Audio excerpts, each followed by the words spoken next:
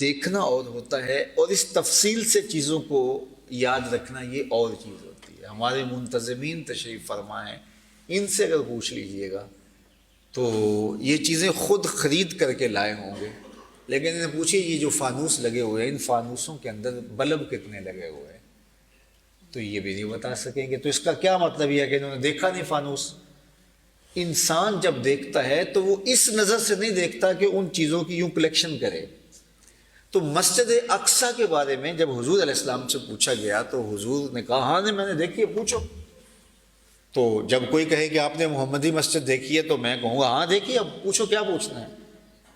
لیکن وہ یہ اگر پوچھے کہ وہاں جو فانوس لگے ہوئے ہیں ان کے بلب کتنے ہیں تو پھر میں خاموش تو ہو جاؤں گا۔ میں کہوں گا کہ یار یہ میں نے بلب تو نہیں گنے ہوئے، میں وہاں کے بٹن تو نہیں گنے ہوئے، آپ یہ کیا بات کر رہے ہیں؟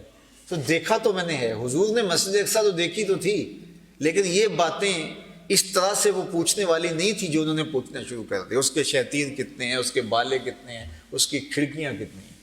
حضور فرماتے ہیں انہوں نے اس طرح کے مجھ سے سوال کرنا شروع کر دیے، ایک لمحے کے لیے تو میں پریشان ہوا، لیکن پھر میرے رب نے میرے لیے مسجد اقصیٰ کو یوں کر دیا جس طرح میرے چچا ابو طالب کا گھر ہوتا ہے۔ میں دیکھتا جاتا تھا، بتاتا چلا جاتا تھا۔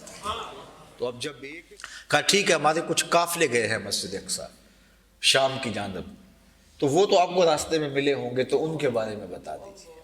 حضور نے ان کے ایک ایک قافلے کے بارے میں بتایا۔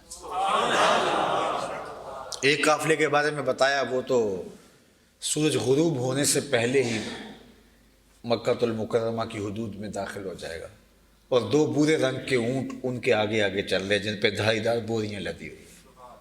کہنے لگے یہ تو آنکھوں سے دیکھ لیں گے، یہ تو ہاتھوں پہ سرسوں جمانے والی بات ہے۔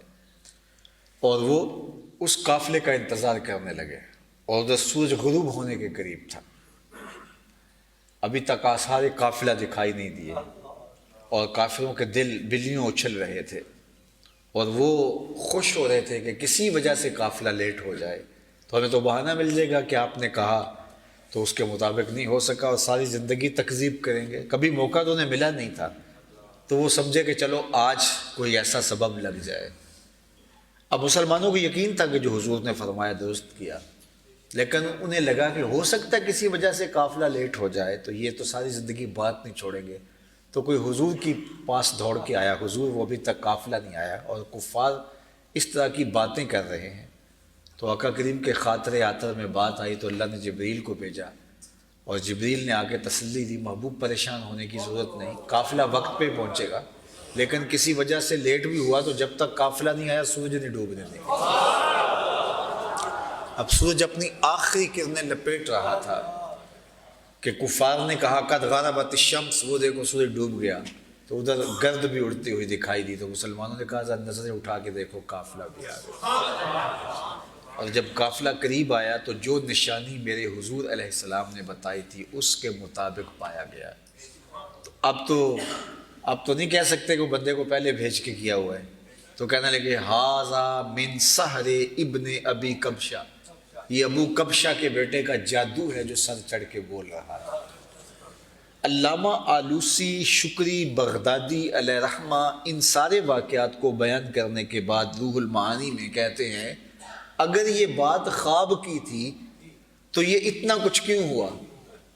یہ دعویٰ میں کروں کہ گزشتہ شب میں نے خواب دیکھا ہے اور آسمانوں پہ چلا گیا ہوں اور تارے توڑ توڑ کے جیبیں بھرتا رہا ہوں، تو یہ خواب کا لفظ درمیان میں آ جائے تو آپ میرے خواب کا انکار نہیں کر سکتے۔ آپ کہیں کہ ہم رات خواب کے اندر جو ہے وہ سارے سمندروں کا پانی پی گئے ہیں، تو کیا میں اس کا انکار کروں گا؟ میں کہوں گا خواب دیکھا ہے نا، خواب میں تو ہوتا ہے ایسا۔ اب اگر یہ خواب کی بات تھی تو یہ دلیلیں کیوں مانگ رہے تھے اور اتنا کچھ کیوں ہوا؟ تو فرمایا خواب میں جانے کی بات نہیں کی تھی، میرے حضور نے جاگتے ہوئے جانے کی بات کی۔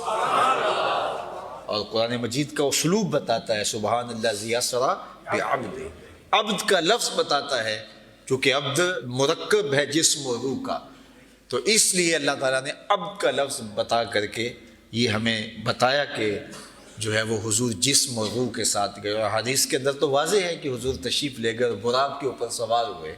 براق کے اوپر جسم سوار ہوتا ہے یا روح سوار ہوتی ہے؟ تو حضور علیہ السلام نے باقاعدہ سواری کی، نبیوں کی امامت کی، یہ سب کچھ کیوں ہوا؟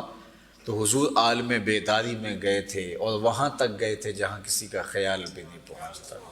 کوئی فلک تے رہ یار گیا, کوئی جا سدرہ تے ہار گیا, ایک کالیاں زلفاں والا سی جڑا عرش تو بھی لنگ, کوئی حد ہے ان کے عروج کی بلا غل و لابق.